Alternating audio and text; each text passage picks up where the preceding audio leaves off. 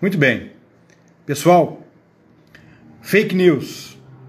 Fake news é um problema. Muito obrigado aí, vocês estão sendo muito gentis, tá? É que eu fiquei sem bateria, tive que trocar de telefone. Muito obrigado. Pessoal querido, em primeiro lugar eu quero agradecer a audiência de vocês, a aceitação do convite. Muito obrigado. Fico muito feliz, muito honrado, tá?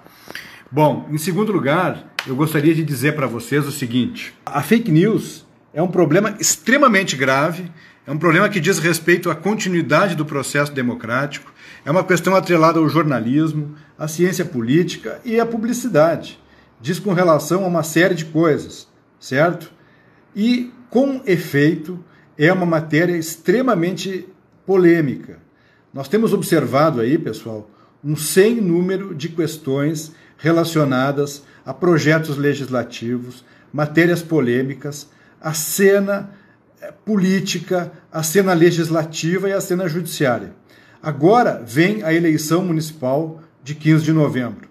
Muito bem, 15 de novembro é o dia da nova eleição. Isso significa dizer que nós temos uma perspectiva de que as fake news se multipliquem no tempo. Porque se outrora elas seriam até, por exemplo, o segundo turno, que seria no segundo domingo de outubro, muito provavelmente elas vão se espichar, se esticar e se prorrogar até dezembro, quando houver a prestação de contas. Então eu gostaria de abordar com vocês aqui um aspecto relacionado exatamente ao episódio fake news enquanto elemento eleitoral. Por quê? Porque nós temos uma situação aqui no Brasil que é a facilidade pela qual, e isso tudo tem um desdobramento relacionado com a questão da disputa eleitoral. Então, é importante levar em conta o seguinte, vamos lá. A disseminação de conteúdo inverídico, a disseminação de elementos que não correspondem à verdade. Isso tudo pode ser traduzido como inverdade, como artifício ou como mentira. Porém, no mundo do direito, e sobretudo quando se diz respeito à propaganda, quando diz respeito à imagem, ao som, ao conteúdo da propaganda eleitoral, isso pode adquirir contornos de mentira, de injúria, calúnia ou difamação. A mentira, no conteúdo jurídico normatizado, se traduz como fato sabidamente inverídico. É um nome pomposo, é um nome sofisticado, é um nome que, digamos assim, estabelece um conteúdo de extrema importância ao conteúdo que diz respeito à veiculação. Não é comum ingressar-se em juízo por conta desse tipo de conteúdo, certo? Mas como nós estamos falando, muitas vezes, de redes sociais, e nós estamos falando, às vezes, de retransmissão de conteúdo pela rádio, pela televisão, quando isso adquire essa importância e essa irradiação, nós estamos falando do uso indevido dos meios de comunicação. E quando nós estamos falando do uso indevido dos meios de comunicação, nós estamos falando de algo que é potencialmente capaz de influenciar as pessoas. A influência do eleitor brasileiro, a influência daquelas camadas sociais, infelizmente, sem acesso a essas informações mais precisas, pode convencê-las. Então nós estamos lidando aqui, sob o ponto de vista prático, com um conteúdo que não corresponde ao fato.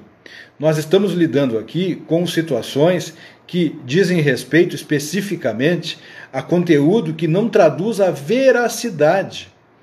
E na propaganda eleitoral, na propaganda pré-eleitoral, é necessário que haja um controle disso. Vocês haverão de recordar que há 2 semanas atrás, o Senado Federal encetou uma votação e aprovou um projeto extremamente polêmico em torno de um assunto relacionado às fake news. As fake news, elas correspondem no mundo inteiro a uma problematicidade. A ONU tem preocupação com as fake news, a Organização Mundial da Saúde tem preocupação com a fake news, o Vaticano tem preocupação com as fake news. E os principais organismos internacionais também têm preocupação com as fake news. Ou seja, isso se disseminou de uma forma tal que se tornou um elemento problemático global. pode-se assim dizer. Aqui no Brasil não é diferente. A questão da disciplina jurídica das fake news é sempre tormentosa, porque ela envolve conceitos relacionados à liberdade de expressão, à liberdade de manifestação e, fundamentalmente, ao tempo. A liberdade de expressão, a liberdade de comunicação e o tempo. O tempo na propaganda eleitoral é muito precioso, porque a propaganda hoje ficou confinada a 35, 37 dias. Muito bem, durante esse período de 35, 37 dias, nós temos que lidar com a campanha eleitoral propriamente dita e elementos externos, que são esses inverídicos. Esses elementos inverídicos, eu vou repetir, eles podem ser difamatórios, caluniosos, injuriosos ou sabidamente inverídicos, certo? Quero agradecer a vocês aqui, porque nós estamos tendo uma audiência espetacular aqui. Me sinto um privilegiado tendo a audiência de vocês aqui, numa matéria como fake news em campanha eleitoral. Fico realmente lisonjeado. Eu quero agradecer a vocês o suporte da Verbo Jurídico e manifestar aqui a minha alegria e a minha satisfação. Vocês são primorosos nesse conteúdo. Então, esse elemento todo diz respeito ao quê? A tentativa dos candidatos manifestarem-se sob a perspectiva de convencer os eleitores.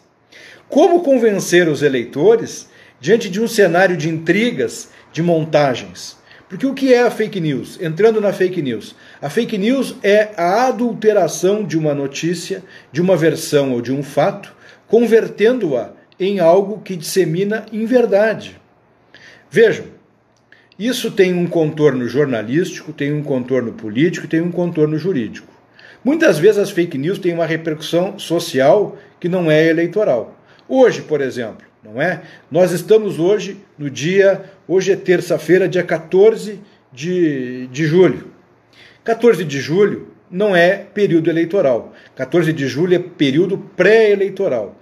Na pré-campanha, não há um cuidado com essa matéria por parte da legislação. A legislação se preocupa com a campanha. A legislação, a bem da verdade, ela estabelece direitos de resposta nos meios de comunicação a partir de candidato submetido em convenção. Então, se o candidato foi submetido em convenção e ele é vilipendiado, é atacado, é criticado de maneira injuriosa, difamatória, sabidamente inverídica ou caluniosa, ele ingressa em juízo buscando o quê? A reparação. A reparação, neste momento, é a extração do conteúdo de onde ele está posicionado. Na pré-campanha não acontece isso. O legislador eleitoral ele não cuidou efetivamente do período da pré-campanha em termos de fake news. Ele teve um cuidado e um zelo apenas e tão somente com relação às candidaturas, certo? Então, como as candidaturas ficaram postergadas em 2020 para apenas e tão somente o mês de setembro, nós temos que lidar com isso agora. Qual seja a necessidade de ter, nesses episódios, algum tipo de tolerância. Ah, mas ficará impune? Não se quer dizer que ficará impune. O que se quer dizer é que os mecanismos de combate a essas fake news, agora, neste momento, não são tão vastos e possíveis quanto são no período da campanha eleitoral. Então, numa abordagem inicial, eu gostaria de dizer para vocês que é algo como uma notícia falsa, de conteúdo degradante e protegido juridicamente. Não há necessidade de que os pré-candidatos e os candidatos aguardem a votação de projetos na Câmara ou no Senado relativamente ao combate à repressão da fake news. Não há necessidade. Por quê? Porque o Código Eleitoral Brasileiro e a Lei 9.504 cuidaram de estabelecer um sem número de regramentos relacionados a esses episódios. Como se trata de uma matéria peçonhenta, como se trata de um assunto que é, digamos assim, áspero de lidar, porque ele diz respeito à convicção dos eleitores e da sociedade, é necessário que haja um combate imediato nesse assunto. É necessário que os partidos políticos, as coligações e os candidatos reajam praticamente de forma instantânea a partir do momento que tem essa informação disseminada. É muito difícil extrair-se na sua totalidade. Vejam, quando nós temos uma campanha eleitoral, Quando não é uma coligação, quando não é um partido político, é um candidato. Quando há um candidato, eu gostaria de saudar aqui o meu diretor, meu editor, Nilson Paim de Abreu Filho, meu amigo. É importante levar em conta aqui o seguinte: a imediatibilidade é importante porque ela atenua o dano. Ela busca estabelecer um atenuante em face daquele prejuízo que vem acontecendo. Como é que se estabelece isso? Com uma representação. Por que se ingressa com a representação? Porque a representação é o mecanismo jurídico apto à remoção de conteúdo inverídico, difamatório, calunioso e que tem a possibilidade de estabelecer prejuízo ao candidato. Vejam, quem já participou de campanha eleitoral, quem já teve algum episódio de pré-candidatura e depois de candidatura, sabe o quanto é difícil estabelecer uma linearidade em termos de propaganda. Porque os eleitores, via de regra, eles se cansam, eles se ficam enfastiados com o volume de propaganda, com a quantidade de material que lhes é remetido. Então, quando há uma fake news, quando há uma difamação, quando há uma calúnia, isso repercute. Essa repercussão de notícia falsa, ela é danosa ao candidato. Vocês imaginem um candidato que está em primeiro lugar nas pesquisas.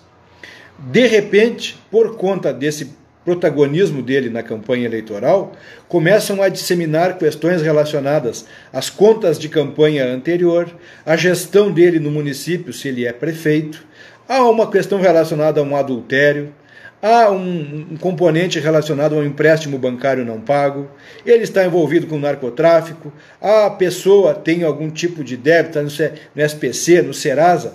Isso acaba por estabelecer um desgaste na campanha. Isso acaba por estabelecer uma verdadeira ruína em termos de domínio de campanha eleitoral. Por quê?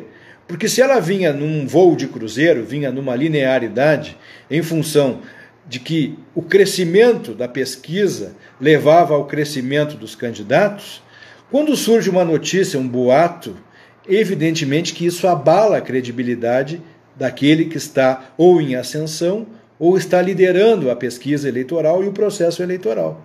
Então essa forma de reação só pode se dar pela via do quê? Da judicialização. Isso é difícil? Não, isso não é difícil. Por quê? Porque a instrumentalização da representação exige a narrativa do episódio inverídico, a narrativa do fato falso, acompanhado da prova e também da veracidade daquela informação, que é o contraponto à fake news. Eu gostaria só de lembrar a vocês também o seguinte: a fake news não é uma novidade. A fake news aconteceu nas eleições de 2000, 2004, 2006, só que ela vem tomando áreas de sofisticação a partir do momento que fotografias, vozes, áudios, às vezes até mesmo charges, são adulteradas, deformadas e são transformadas em conteúdo falso, em conteúdo inverídico. Então, o assunto é complexo, sob o ponto de vista da disseminação dessas questões. E vejam, tudo isso é passível de combate. A jurisprudência dos tribunais regionais eleitorais e a própria jurisprudência do Tribunal Superior Eleitoral, esta última, ainda que tímida, ela reprime esses abusos. Vamos examinar, por exemplo, uma situação relacionada a um episódio decisivo na campanha eleitoral, porque há fatos que são decisivos e há fatos que não são decisivos. Há aquele conteúdo que é sabidamente nefasto e tem a capilaridade de afetar a posição daquele que é alvo da fake news. Se um candidato está em posições abaixo, num terceiro, num quarto lugar, não significa dizer que ele não tenha o direito e a possibilidade de reprimir aquele conteúdo. Tem sim. Todos os candidatos envolvidos na disputa eleitoral, inclusive os candidatos sub júdice. Incluídos aqui, sim, aqueles candidatos que tiveram registro ou indeferido, ou estejam com ele deferido, mas em grau recursal. Tudo isso diz respeito à problematicidade das fake news, certo? Quero deixar bem claro isso também, porque eu fui indagado hoje à tarde sobre o fato de um candidato sub júdice, ou seja, que foi impugnado ou que teve registro deferido, mas sobre ele recaiu o recurso, ele também pode ingressar em juízo buscando a restauração da verdade. É importante levar em conta aqui que o bem jurídico protegido pelo ordenamento jurídico é a verdade, a veracidade. E a fake news tem o conteúdo de disseminar inverdades, mentiras, lorotas. E isso tudo país afora. Então o combate, quando ele acontece, ele é sempre o quê? Objetivando restaurar a verdade. Os senhores imaginem, as senhoras imaginem, numa campanha eleitoral, um determinado candidato será alvejado porque contra ele foi expedido um mandado de prisão numa operação policial em torno de Caixa 2, de episódios de eleições anteriores. Ora, isso abala a credibilidade, isso desestabiliza aquele eixo de organização da campanha eleitoral. E não obstante, pessoas jurídicas, como a coligação ou o partido político, quem sofre decisivamente o dano, o abalo, é o candidato pessoa física, a candidata pessoa física. Por isso que cabe a ele imediatamente ingressar em juízo. E o processo de deferimento dessas remoções de conteúdo inverídico é célere, é de 24 horas, é tal e qual como os direitos de resposta nos veículos audiovisuais. Por quê? Porque senão o candidato, a candidata, vem sendo depreciado, vem sofrendo danificações na sua propaganda eleitoral. Certo? É importante, é muito importante que quem trabalha em campanha eleitoral fique atento. É importante que haja, infelizmente é necessário que haja uma espécie de monitoramento constante. E também é importante destacar e desmistificar isso. O pagamento de equipes para as redes sociais é um gasto previsto no artigo 26 da Lei 9.504. Então, se uma candidatura determinada a enfrentar o páreo com o objetivo de vencer a eleição, ela carregar financeiramente na equipe de mídia, ela está praticando um ato lícito. Ela está trabalhando na perspectiva de um gasto de campanha declarado, certo? Porque muitas vezes há uma ficção. Mas eu posso gastar tanto em serviço e produto de mídia? Pode. Isso está lançado lá no artigo 26, é um item específico, é o gasto com a propaganda. Inclusive, o impulsionamento recebeu um dispositivo especial porque ele faz parte do incremento da propaganda audiovisual. Ele faz parte das ferramentas de convicção da disputa eleitoral. Muito obrigado aí, meu querido amigo Moacir. É importante levar em conta que todos esses incrementos aí, eles dizem respeito ao fomento do quê? Da campanha eleitoral. Então, quando o conteúdo é publicado, é veiculado, por exemplo, nas redes de WhatsApp, é muito comum isso, né? Nas redes de WhatsApp, às vezes no próprio Instagram, no Face, às vezes são criados paradoxos com relação a episódios anteriores. Eu me recordo que numa eleição aqui no Rio Grande do Sul, em 2016, nós tivemos uma questão de um prefeito municipal que teve suas contas rejeitadas no Tribunal de Contas do Estado do Rio Grande do Sul por um percentual irrelevante, por um percentual ínfimo, algo na casa de 1,2%. O que fizeram os adversários? Ao invés de publicar e enfatizar o 1,2, eles empurraram a vírgula à direita e colocaram 12, algo e imputaram aquele gasto na saúde pública, num município que estava conflagrado por conta do fechamento de um hospital. Então isso teve o condão de disseminar uma inverdade, quando a reprovação das contas se deu por 1,2 ao invés de 12,36, num município onde as pessoas estavam sensíveis por conta da dificuldade de atendimento médico, com a dificuldade de atendimento hospitalar. Então é preciso, e vamos mais, é importante que pessoas, que os terceiros que tenham interesse em votar num candidato, ou simplesmente porque tomaram conhecimento de uma inverdade, colaborem com os candidatos e com os partidos políticos dos seus municípios, de modo a estancar essa sangria, de modo a inviabilizar que prospere a inverdade. E a fake news, ela, repito, insisto, ela precisa ser combatida sob o ponto de vista processual penal e processual civil eleitoral, porque ela danifica.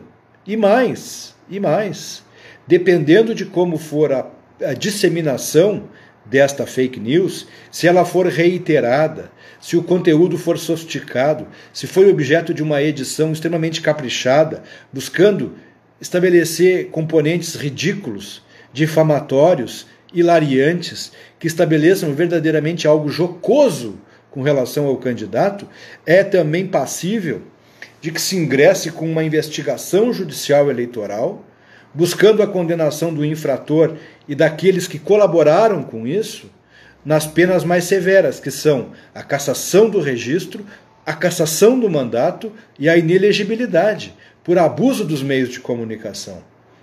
Então, a fake news não é tão somente uma notícia falsa. Além de ser a notícia falsa, ela tem o componente danificador.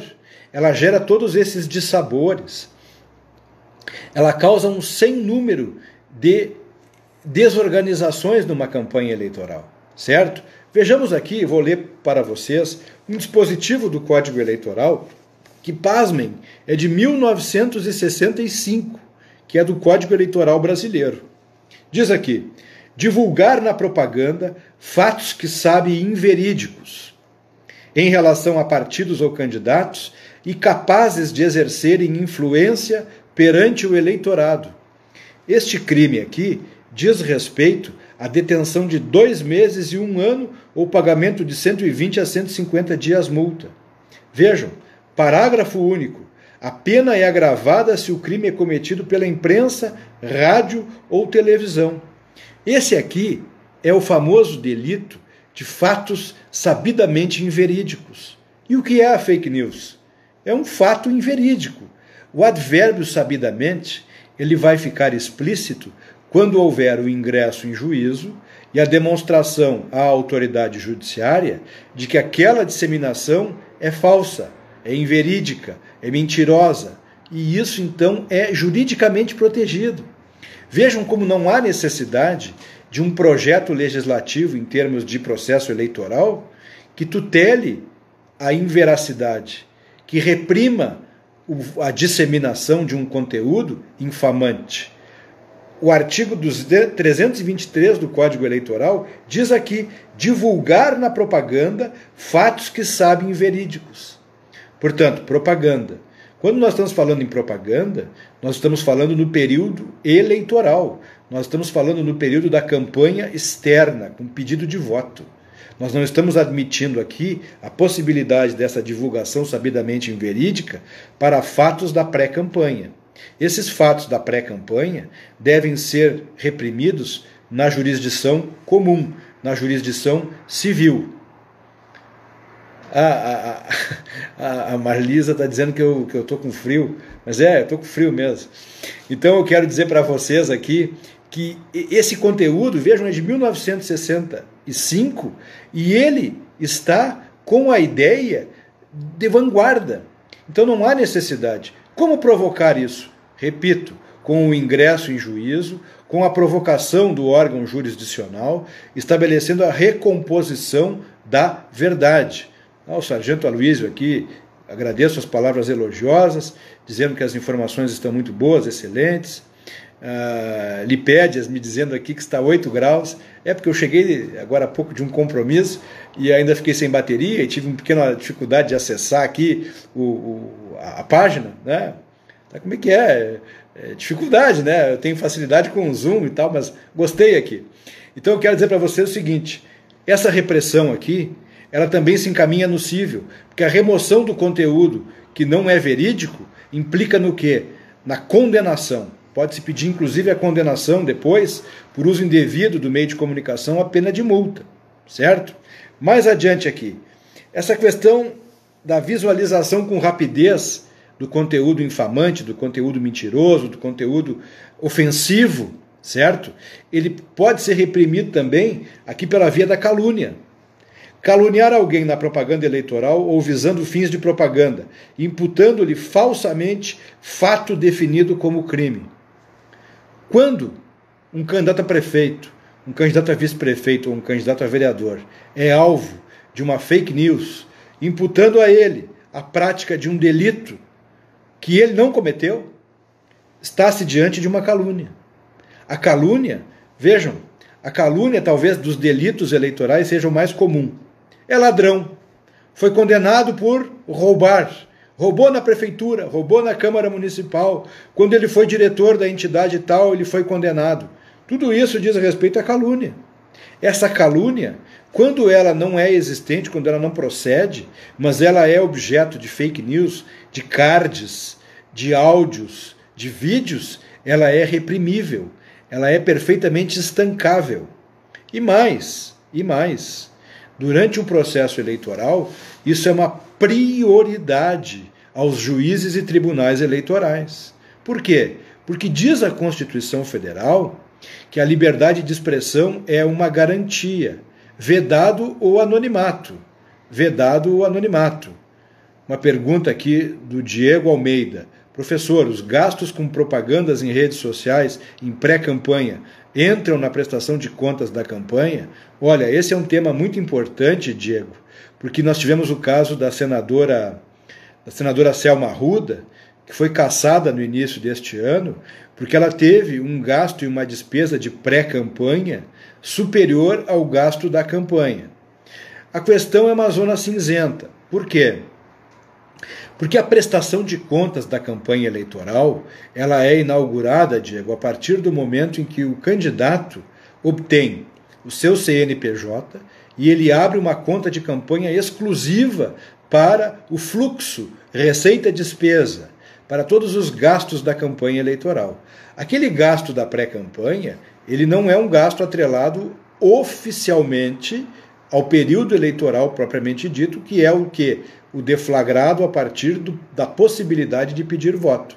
O que aconteceu no caso da senadora Selma Arruda foi que tomou uma visibilidade tão grande a pré-campanha dela, que aquilo foi objeto de investigação.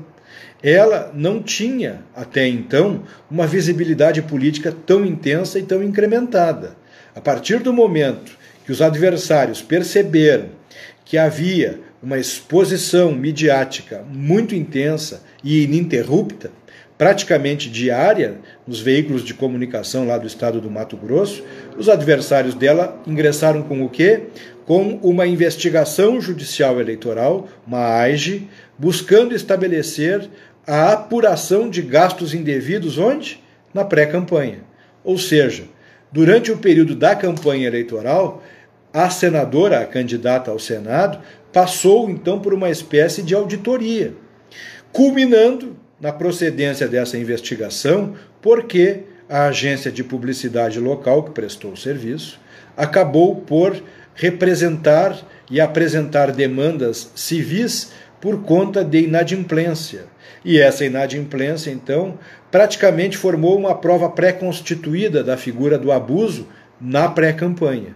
E aí foi feito um cotejo destes gastos da pré-campanha, abastecidos documentalmente pela agência contratada para este momento, em cotejo aos gastos da campanha, e aquele primeiro gasto foi muito superior ao segundo. E aí isso revelou o abuso de poder econômico. E o abuso de poder econômico é reprimido pelo artigo 22 da Lei 6490, sob a redação da Lei 135/10, que é a lei da ficha limpa e da ficha suja, e resultou na cassação dela com pouco mais de 1 ano de mandato eletivo. Certo? Então vejam, essa questão que o Diego pondera aqui, creio que possa ser útil aos demais que estão participando aqui, é importante levar em conta o seguinte: como não há na pré-campanha a necessidade dessa prestação, o que evidencia o excesso neste momento é o gasto excedido, é o excesso de impulsionamentos, é, quiçá, um excesso de disseminação de redes sociais. Tudo isso passa a despertar o quê? O interesse dos candidatos adversários, que eles começam a perceber epidermicamente um sem número de propaganda pré-eleitoral que depois causa um impacto na campanha eleitoral. Então a palavra aqui é moderação. Na pré-campanha é admitido o combate à fake news? É, mas aí nós estamos diante de um dilema. Como não se trata de candidato homologado, como não se trata de campanha eleitoral, e sim de um período precedente, esse debate, essa discussão judicial se trava no cível, na jurisdição comum e não na jurisdição especial, certo? Então, essas questões, elas têm um conteúdo que precisa ser mensurado na linha do tempo. A fake news eleitoral é combatida a partir da convenção, a partir da homologação dos nomes. Vejam bem, não há necessidade de registro de candidatura deferido. Não há necessidade de encaminhamento de registro de candidatura. Basta que o candidato ou a candidata estejam submetidas a uma convenção. Portanto, o gasto da pré-campanha não entra na prestação de contas. A prestação de contas eleitoral diz respeito ao quê? Diz respeito aos gastos após a abertura da conta exclusiva com o CNPJ. O Douglas me pergunta aqui, me honra com a sua pergunta, sobre fake news, que o assunto é complexo. Um político fazer promessas vazias em campanha pode se enquadrar em fake news? Olha, há quem pense, inclusive, em legislar essa matéria, Douglas. Nós temos 4 projetos de lei na Câmara dos Deputados buscando estabelecer uma espécie de código de consumidor eleitoral. Um dos projetos tem, inclusive, esse nome. O Código de Consumo do Eleitor Brasileiro. Bem extenso, que diz respeito a combater, a inviabilizar o registro e a candidatura de alguém que prega delírios em matéria de propaganda eleitoral, que dissemina absurdos em torno de promessa de campanha. Isso pode se enquadrar como fake news? Não. Em termos de legislação eleitoral, não pode ser enquadrado como fake news. Isso só pode ser combatido pela via do debate, pela via da proposição. Mas nós não temos aqui no Brasil um dispositivo, nem no Código Eleitoral Brasileiro, que é de 1965, nem na Lei 9.504, que reprima a promessa vazia, a promessa ociosa, a promessa impossível, aquele conteúdo nitidamente irrealizável, como se costuma dizer, certo? Inclusive, essas propostas legislativas que estão lá na Câmara dos Deputados a passos de cágado, porque o Congresso Nacional não legisla esse assunto, elas têm um objetivo comum, qual seja, impedir que candidatos disseminem durante o horário eleitoral gratuito, fiquem trombeteando, disseminando inverdades, iludindo as pessoas. Porque nós temos que levar em conta, pessoal, que o público-alvo do horário eleitoral dito gratuito não é só pessoas esclarecidas, pessoas que têm um grau de interesse maior pela política ou pelas coisas relacionadas ao seu cotidiano. Aquelas pessoas mais simples, mais humildes, muitas vezes são enganadas na propaganda eleitoral por conta de jingles, por conta de apresentadores, por conta dessas questões.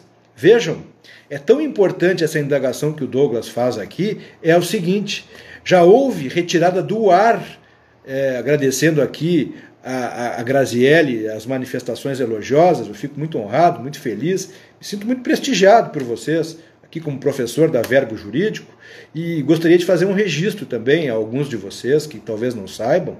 Eu reeditei um livro, o meu livro Campanha Eleitoral, Teoria e Prática, um livro que agora está à venda aqui em oferta na Verbo Jurídico.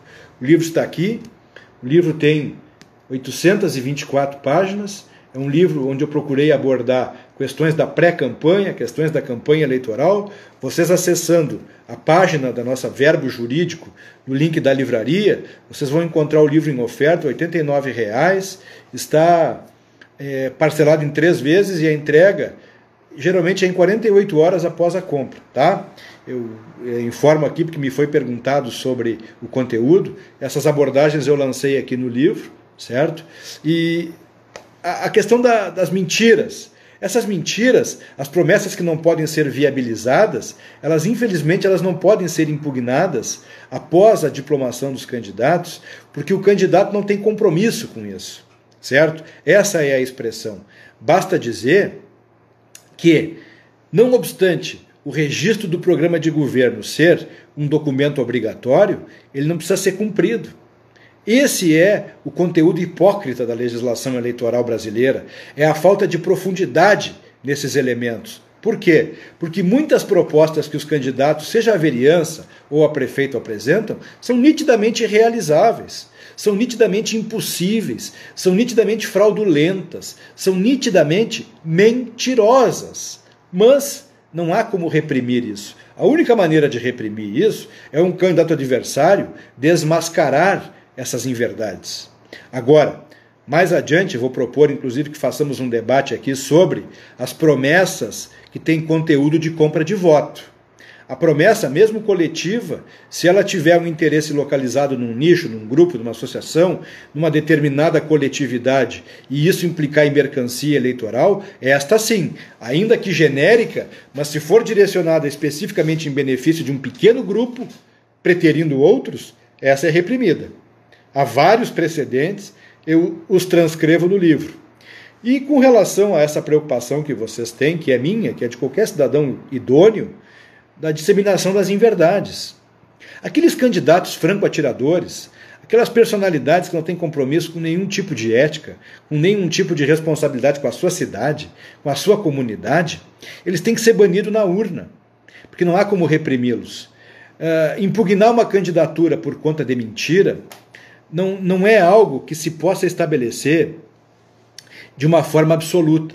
Por quê? Porque nós não temos como combater isso de um modo legal. A legislação não teve o cuidado e o zelo de estabelecer um conteúdo que pudesse justamente inviabilizar o voto em pessoas assim. Porque pessoas assim são absolutamente indignas da nossa, digamos assim, da nossa respeitabilidade.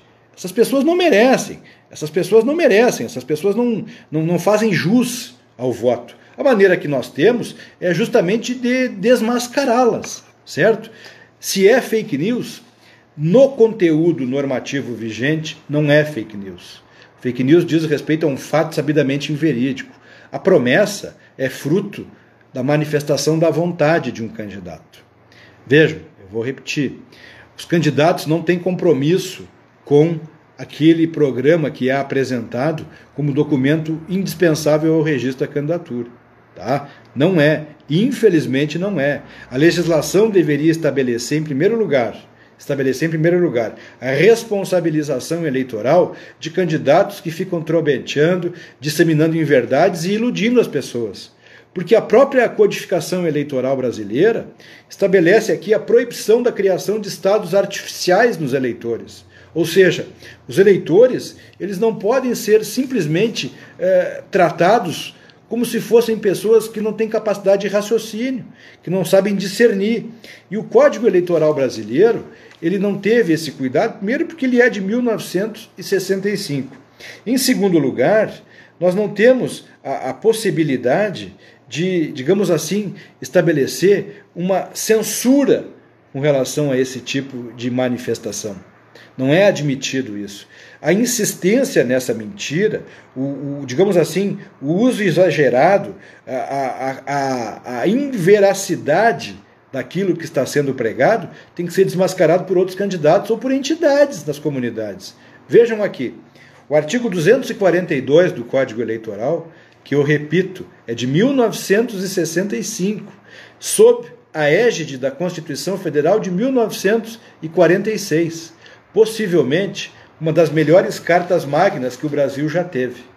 Diz aqui, a propaganda, qualquer que seja a sua forma ou modalidade, mencionará sempre a legenda partidária e só poderá ser feita em língua nacional, não devendo empregar meios publicitários destinados a criar artificialmente, na opinião pública, estados mentais, emocionais ou passionais.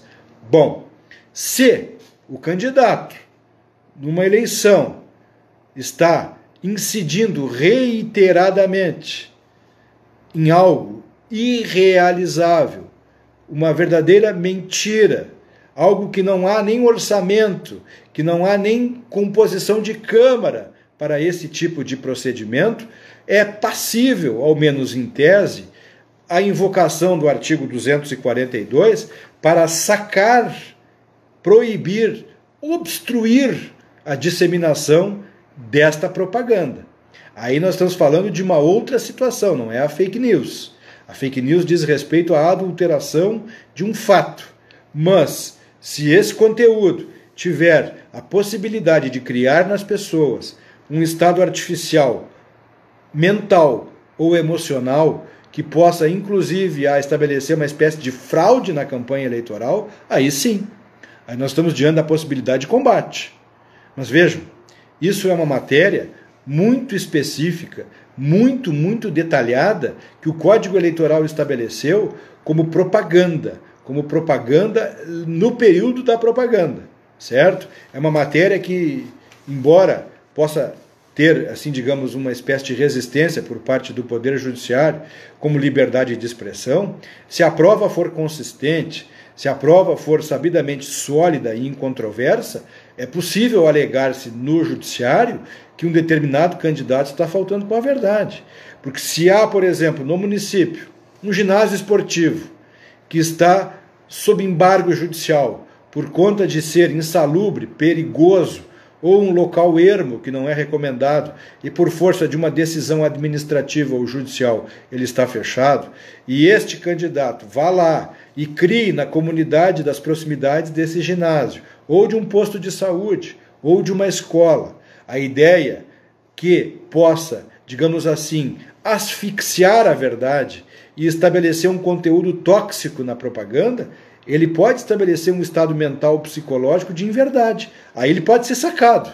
Aí ele pode ser retirado do conteúdo. Ele pode ser, inclusive, proibido de continuar divulgando panfletos, de falar isso em comícios, de falar isso em debates, ou mesmo em propaganda audiovisual, quando tem rádio e televisão. Mas não é fake news. Não é fake news. É aqui a disseminação de uma propaganda que cria um estado mental apto a iludir as pessoas. Agora, a fake news não. A fake news é quando há a adulteração de um fato anterior, quando ela dissemina uma inverdade a partir de consumações anteriores, pretéritas, certo? Aqui, o Abreu está me informando aqui que num parque industrial aqui em Porto Alegre, vários candidatos prometiam e nada saiu.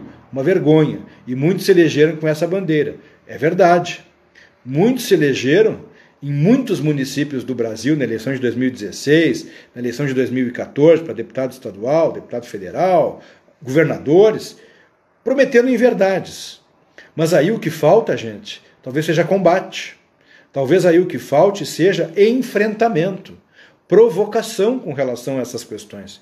Se não houver uma provocação, se não houver a judicialização, muitas vezes, de fatos que têm o condão de determinar que uma pessoa seja eleita fraudando a consciência dos outros, aí fica por isso mesmo.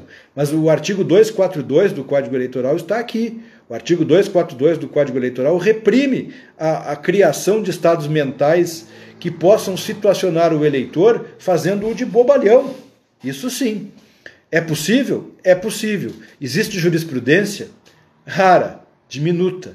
Mas eu penso que em pleno terceiro milênio, com as redes sociais, com o horário de televisão e de rádio, é passível sim de provocação. Por quê? Porque os eleitores hoje, os cidadãos, de um modo geral, eles têm acesso à televisão, ao rádio, a uma ou duas ou mais redes sociais. Portanto, soa como um deboche um candidato prometer e disseminar coisas absurdas. É possível, sim. Qual será o grande debate a ser travado aqui com relação a esse assunto? A liberdade de expressão, o direito de comunicação. Aí me perguntaram uma vez num debate, mas o direito, a mentira é uma liberdade de expressão? Olha, é um debate em aberto. É um debate em aberto. Porque pregar em verdades é, na verdade, ludibriar as pessoas. E nós sabemos, vocês que estão aqui me dando a honra da companhia, sabem que a maioria das pessoas é facilmente enganável, porque são pessoas que não têm, primeiro, paciência com política. Segundo, que a eleição não é algo importante na vida delas, porque elas não sabem a importância que é a eleição de um prefeito, de um vice-prefeito e de um vereador. E por fim, as pessoas não têm tempo para assistir isso. As pessoas trabalham, têm os seus compromissos domésticos, profissionais e raramente sobra tempo para que haja atenção a esses elementos. Então, muitas vezes a votação se dá em cima de empatia, de simpatia pela estética, porque o candidato é bonito, porque a candidata é elegante, porque já concorreu uma outra vez, uma segunda vez, e tudo isso acaba fazendo com que o eleitor não tenha uma percepção crítica do processo eleitoral. Mas eu volto a frisar, no terceiro milênio, esse mesmo dispositivo legal, redigido em 1965, ele adquiriu uma valia extraordinária em 2020, justamente por conta da tecnologia. A tecnologia das redes sociais, dos meios de comunicação, catapultou essa questão envolvendo o estado emocional. Então eu penso que esse elemento, ele adquiriu um extraordinário potencial. Vejamos, proponho a vocês a seguinte reflexão. E num período de coronavírus, quando ocorre por parte de um candidato a prefeito uma inverdade de contornos absolutamente irrealizáveis, uma promessa que, na verdade, ela se aproxima da loucura, ela se aproxima da subestimação da capacidade crítica das pessoas. Ora, isso é uma afronta.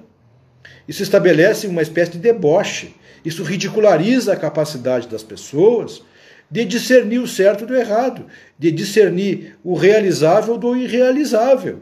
Então essas questões, elas têm que ser combatidas.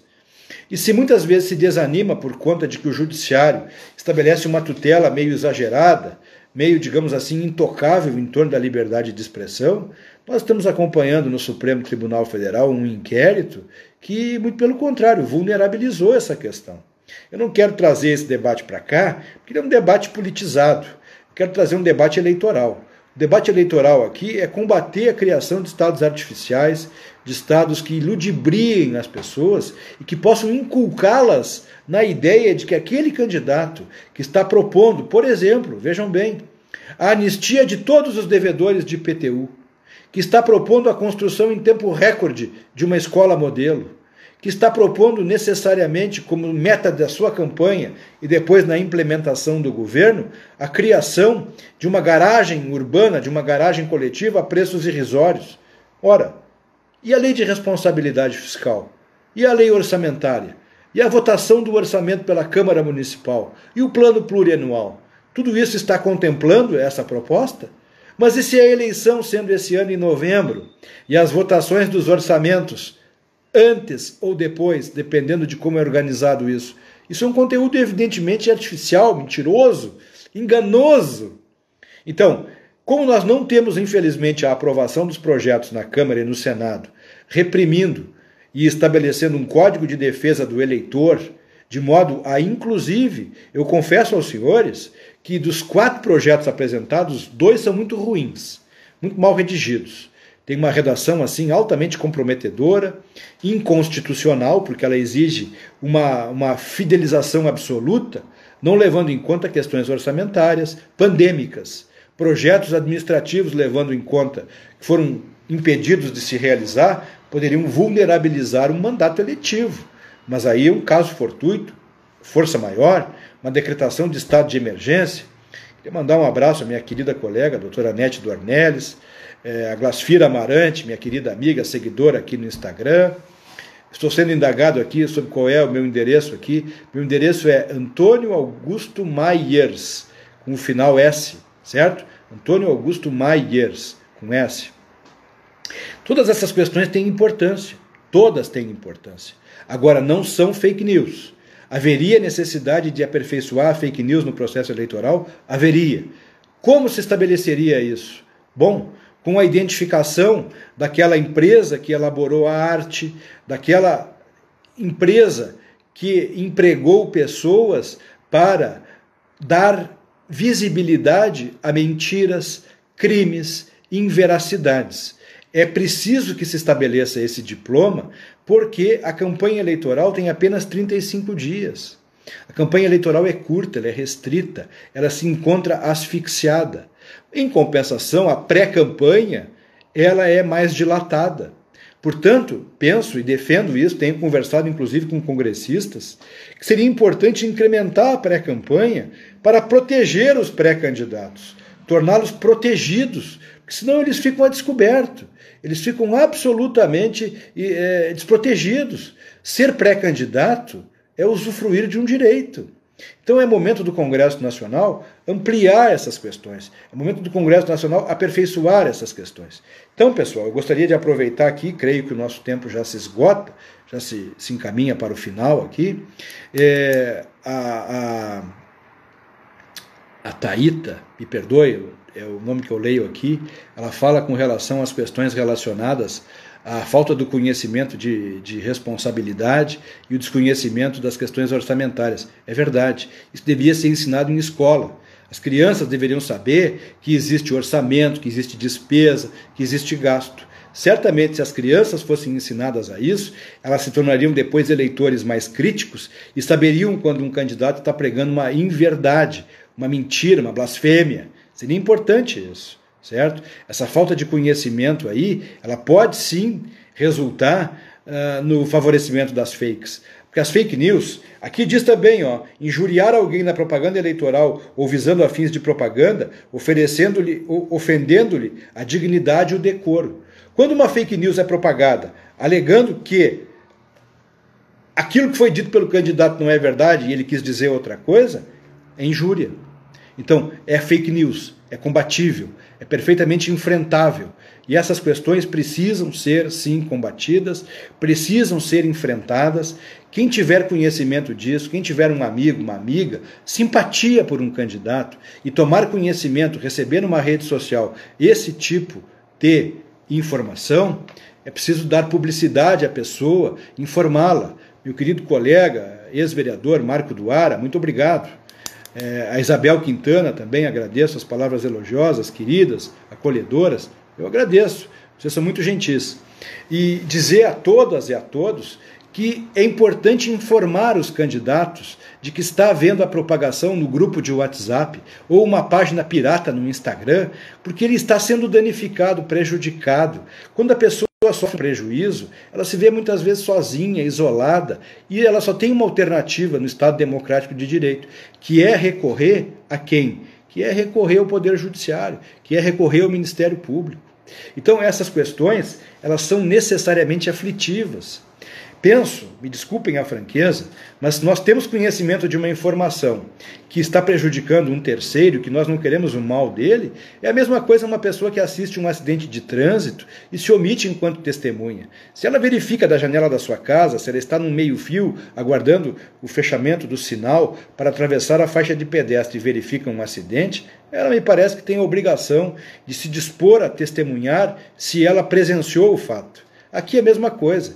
Quando há um conteúdo que vai prejudicar uma pessoa do bem, uma pessoa que está interessada em melhorar a vida da cidade, dar mais dignidade à atividade junto à Câmara Municipal, olha meu amigo Thales aqui, Pampas, muito obrigado, muito queridos, vocês me deixam muito lisonjeado aqui, vou acabar me achando aqui, tá?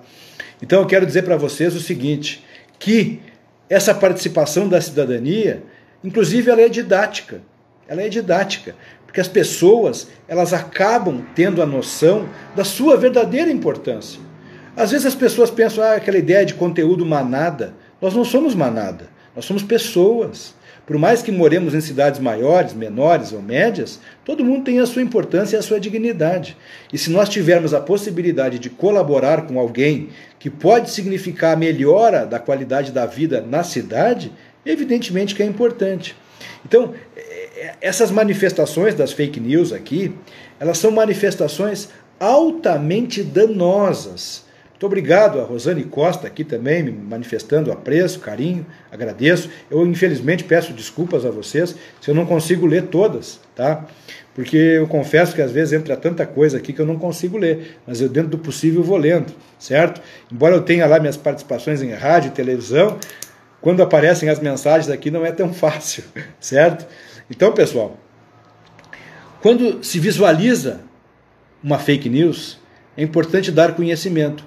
E também é importante levar em conta, penso que vocês merecem essa explicação, todo mundo tem direito de peticionar ao Ministério Público ou a um partido político e comunicar o episódio que está acontecendo.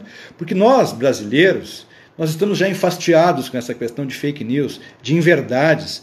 Nós estamos cansados. Nós estamos, na verdade, numa espécie de fadiga democrática.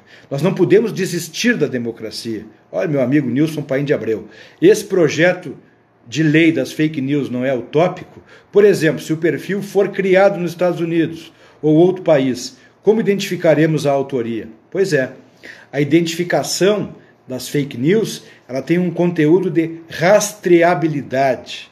A rastreabilidade no exterior vai determinar a expedição de uma carta para um outro país. É realmente utópico. Porque, inclusive, meu amigo Nilson, eles podem se valer da utilização de endereços internacionais para justamente reforçar as fake news. Há quem diga, queria agradecer aqui ao Ricardo Abreu, né, pelas palavras elogiosas aqui, eu não sou mestre, eu me sinto lisonjeado, eu sou esforçado. Eu confesso a vocês, quem me conhece sabe, o direito eleitoral para mim é uma causa. Eu gosto muito, eu levo muito a sério, eu sou muito intransigente com questões relacionadas à tipificação, jurisprudência, porque eu penso que quem me ouve, quem lê, quem me prestigia, necessita ter informações muito rigorosas. E eu sou muito rigoroso com isso realmente. Eu procuro me esmerar nessas questões porque vocês merecem uma informação aquilatada. Eu confesso às senhoras e os senhores que muitas vezes eu ouço informações disseminadas pelos meios de comunicação, eu as respeito, mas não significa que eu as compre. Eu vou verificar. O livro tem 824 páginas, num investimento magnífico da Verbo Jurídico, do meu amigo Nilson Paim de Abreu Filho, do meu amigo Ricardo Glin, que são os diretores da Verbo Jurídico, pessoas abnegadas, empresários que se dedicam à luz do dia, à noite afora, no empreendimento aqui do conteúdo da Verbo, porque é necessário ter seriedade com isso. Eu levo o direito eleitoral como ciência. Eu procuro estabelecer com as pessoas com as quais eu me relaciono, clientes, amigos, seguidores aqui no Instagram, que me acompanham nos meios de comunicação, porque vocês merecem uma informação oriunda de fonte idônea, certo? Então, se eu sou muito preciosista, detalhista, vocês até me perdoem, mas eu o faço em respeito a todo mundo que leva em conta a seriedade das informações. Ou seja, eu sou totalmente contra as fake news, certo? Então, assim, quando a pessoa visualiza às vezes uma fake news, vamos supor uma pessoa que não está envolvida no cenário eleitoral, mas ela ouviu dizer que um determinado candidato sofreu uma condenação. Valdeci Oliveira aqui, muito obrigado. Se a pessoa ouviu falar que um determinado candidato, na administração anterior, ou nesta na qual ele é o prefeito, houve lá um ruído de comunicação por conta da contratação indevida de um serviço durante o período da pandemia, certo? E ela não tem aquela certeza. Mas daqui a pouco, no telefone celular dela, no tablet, ou ela recebe lá num grupo de WhatsApp um card dizendo que o candidato à reeleição, o prefeito, foi alvo de uma busca e apreensão ou de uma diligência policial, porque foi localizado lá, em determinada repartição pública, uma caixa de remédios, uma caixa de receituários, e que aquilo estava sendo sonegado ao cidadão, é preciso ter cuidado. É preciso ter cuidado. Como é que você vai fazer a checagem disso? Bom, a fake news também estabeleceu o seguinte, uma revalorização de segmentos do jornalismo em busca justamente da aferição da veracidade das questões.